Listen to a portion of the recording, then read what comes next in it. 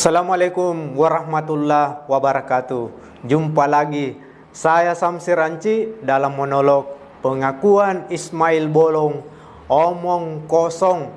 Bareskrim saatnya usut dugaan kasus mafia tambang PT BEP di Kaltim.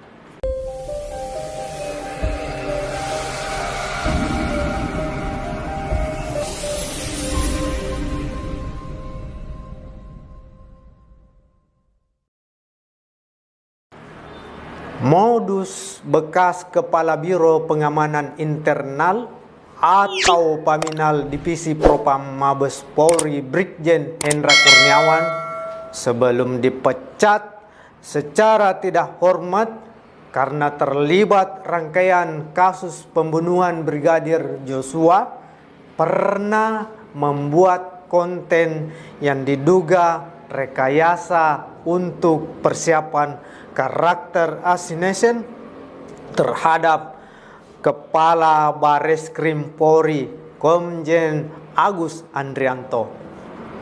Konten itu menampilkan testimoni Ismail Bolong yang mengaku pernah menyerahkan uang suap kepada Agus Andrianto. Pengakuan itu direkam menggunakan kamera handphone oleh anak buah Hendra. Pengakuan Ismail Bolong itu ternyata pengakuan bodong alias omong kosong. Ismail pun membantah kalau ia pernah menyuap Komjen Agus. Mengenai testimoninya yang kemudian viral itu, menurut Ismail itu dilakukan atas tekanan dari Brigjen Hendra Kurniawan. Ia pun mengatakan bahwa semua yang dikatakannya dalam rekaman itu tidak benar. Justru dia merasa diperalat oleh Hendra. Ismail menceritakan kronologinya. Saya mohon maaf kepada Kabar Eskrim atas berita viral saat ini yang beredar. Saya klarifikasi bahwa berita itu tidak benar. Sekitar bulan Februari tahun 2022 di sebuah hotel di Banjarmasin, ia dipanggil oleh suruhan Brigjen Hendra Kurniawan dari Paminal Propam Polri, dipaksa membaca testimoni yang ditulis tangan dan direkam menggunakan kamera handphone oleh tim Hendra itu. Ismail kaget setelah kasus pembunuhan Brigadir J terungkap dan menyeret bekas Kadif Propam Ferdi Sambo dan Hendra hingga dipecat dari Polri. Tiba-tiba testimoni Ismail Bolong itu beredar ke publik dan viral. Karena itu adalah rekayasa yang dibuat oleh bekas Karo Paminal Hendra Kurniawan. Ismail Bolong pun meminta maaf kepada Komjen Agus dan mengungkap kalau dia ditekan dan dipaksa Hendra dan kawan-kawan membuat testimoni yang bohong. Nah, ada apa Hendra Kurniawan ujuk-ujuk membuat konten testimoni Ismail Bolong itu? Ada apa nama Tan Paulin diseret-seret? Apakah ini ada kaitan dengan kasus PT Batua Energi Prima? Perusahaan tambang yang sudah pilot namun tetap beroperasi di Kaltim. Konon kasus ini sudah pernah dilaporkan ke Polri dan Kejaksaan oleh sejumlah LSM. Agar kasus ini tertutupi, maka Komjen Agus Andrianto berupaya diganggu agar dugaan mafia tambang yang dilakukan oleh PT BEP tidak diutak-atik.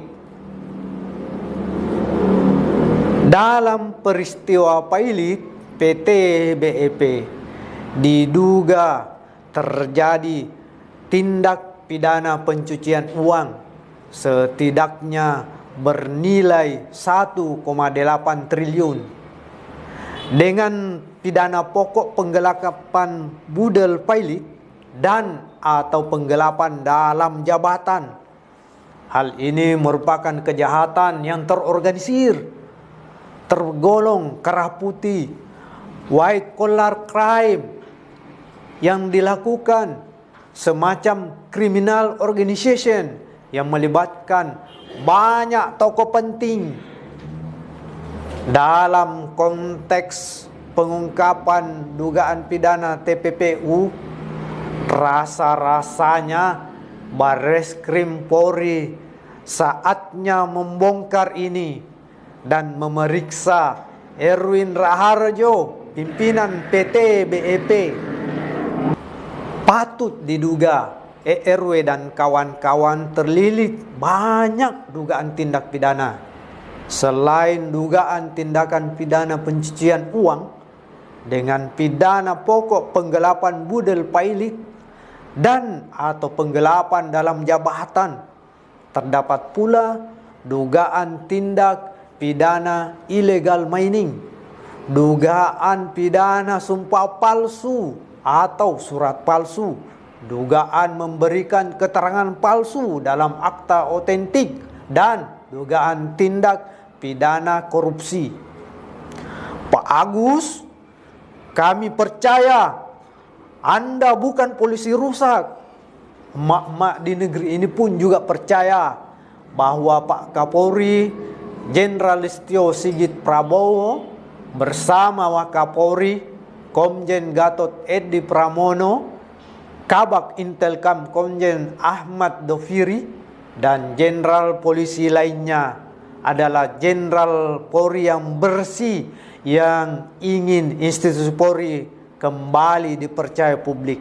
Kami yakin itu.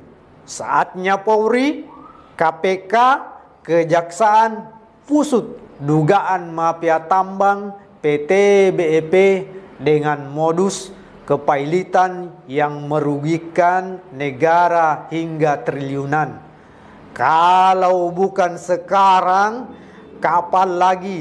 Sikat mafia tambang, sikat mafia judi, dan sikat mafia narkoba. Polri jaya, Indonesia makmur. Saya Syamsir Ranci undur diri. Wabillahi taufik wal hidayah. Assalamualaikum warahmatullahi wabarakatuh. Merdeka!